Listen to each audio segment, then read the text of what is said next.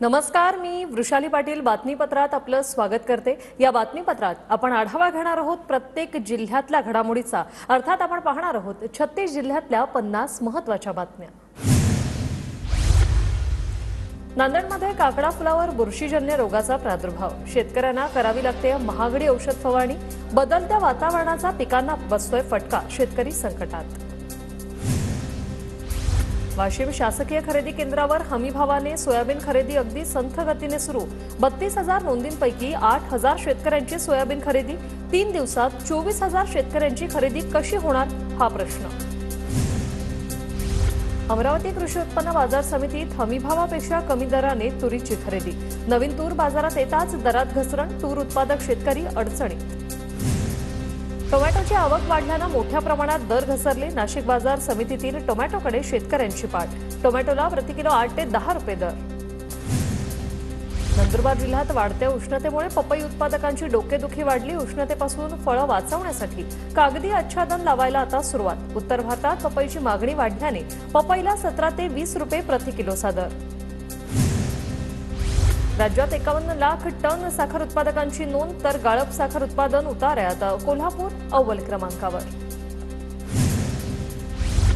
तळ कोकणात गतवर्षीच्या तुलनेत यंदा पर्यटकांची संख्या वाढली। नव्या वर्षाच्या पहिल्या 15 दिवसात पर्यटकांची लक्षणीय संख्या, तर सुमारे 2,142,000 पर्यटकांनी दिली सिंधुदुर्ग किल्ल्याला भेट।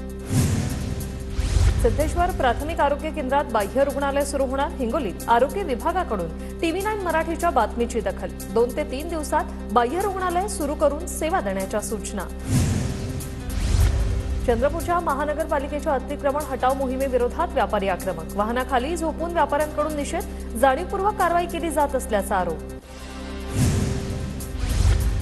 चंद्रपूरमध्ये विकास कामांचा रस्ते वाहतुकीवर परिणाम। अरुंद रस्त्यांवर खोदकाम केल्यामुळे वाहतूक विस्कळीत, प्रवाशांना नाहक त्रास। पुण्याच्या वाघोली नगर रोडवर पोलीस बंदोबस्तात अतिक्रमण विरोधी कारवाई। काल पोलीस आयुक्त अमितेश कुमार यांनी घेतला होता आढावा। अहिल्यानगरच्या राहता शहरातील नगर मनमाड महामार्गालगतच्या अतिक्रमणावर हातोडा। पूर्वसूचना देऊनही पुढाकार न मिळाल्याने प्रशासनाची थेट तोडक कारवाई।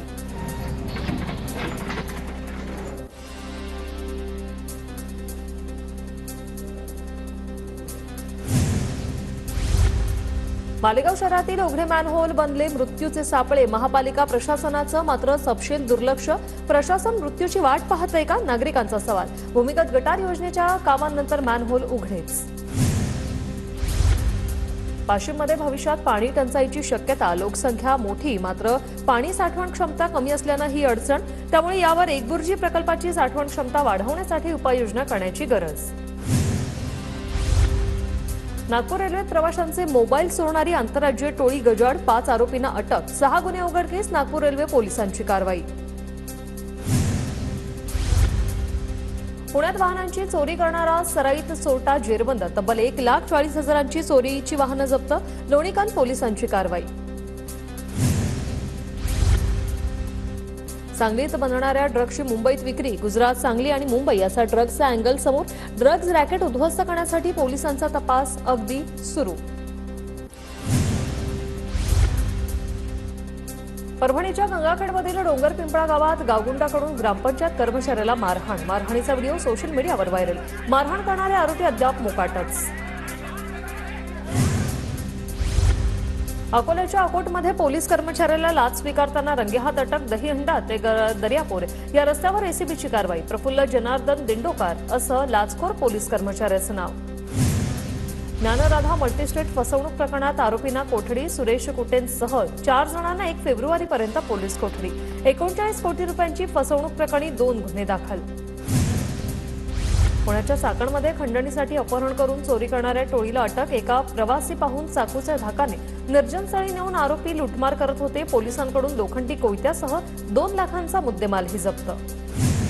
वाशिममध्ये बालकामगाराची सुटका। आस्थापना मालकावर गुन्हा दाखल। छापा टाकून कारवाई केल्याची माहिती। या प्रकरणी आस्थापना मालक धीरज सुरेश बदलाणी यांच्यावर गुन्हा। ठाण्याच्या उल्हासनगरमध्ये 6 दिवसांच्या मुलीला विकण्याचा प्रयत्न। चिमुरडीच्या पालकांसह 6 जणांना अटक। उल्हासनगर मध्यवर्ती पोलीस ठाण्यात गुन्हा दाखल। धाराशिवच्या तेरखेडामध्ये फटाका फॅक्टरीत भीषण स्फोटात 7 जण जखमी असल्याची माहिती. जखमींवर तेरखेड्यातील प्राथमिक आरोग्य केंद्रात उपचार सुरू. जळगावच्या रावेरमधील तांदुलवाडीत सागवान लाकडाची तस्करी करणाऱ्या वाहनावर वन विभागाची कारवाई. वन विभागाकडून 4 लाखांचा ऐवज जप्त. वाहन चालक पोलिसांच्या ताब्यात. बुलढाणा केसगळती बाधितांचे केस आता यायला सुरुवात. आयुर्वेद अनुसंधान संस्थानाचा दावा.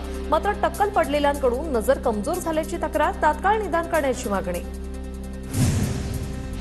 छत्रपती संभाजीनगरच्या घाटी रुग्णालयात जीबी सिंड्रोमचे 3 रुग्ण आढळले. 2 महिला आणि 10 वर्षीय मुलीचा समावेश. घाबरून न जाता सतर्क रहा, अधिष्ठातांचं आवाहन. सांगली जिल्ह्यात जीबीएसचे 2 रुग्ण, एकाची प्रकृती गंभीर. महापालिकेच्या वैद्यकीय पथकाकडून 400 घरांचं सर्वेक्षण. वैद्यकीय अधिकारी डॉ. वैभव पाटील यांची माहिती.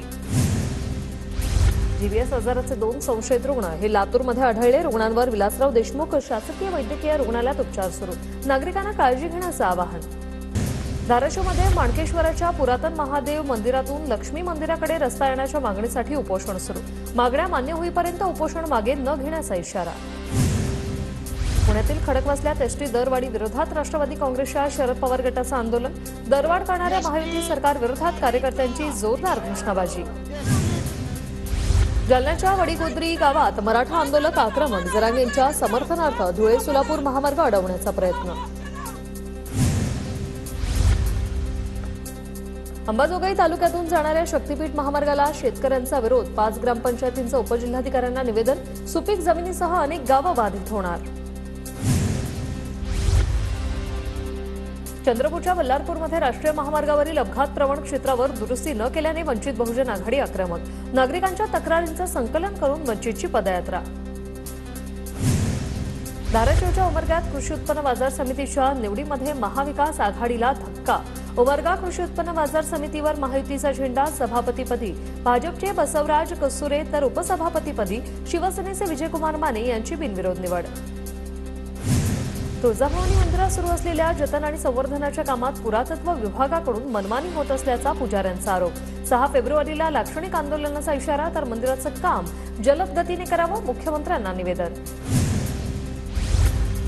वसमत तालुक्यात नर्मदा परिक्रमा पूर्ण केलेल्या वारकऱ्यांचं भव्य स्वागत. रामराव शिंदे आणि भीमराव शिंदे यांचं टाळ मृदुंगाच्या गजरात ग्रामस्थांच्या वतीने स्वागत.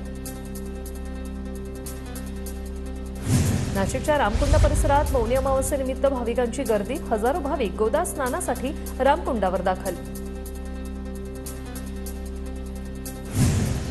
पालघर नगर परिषदेकडून 3.5 कोटी रुपये खर्च करून गणेशकुंडाचं सुशोभीकरण. पण गणेशकुंड जानेवारी महिन्यातच कोरडं पडलं.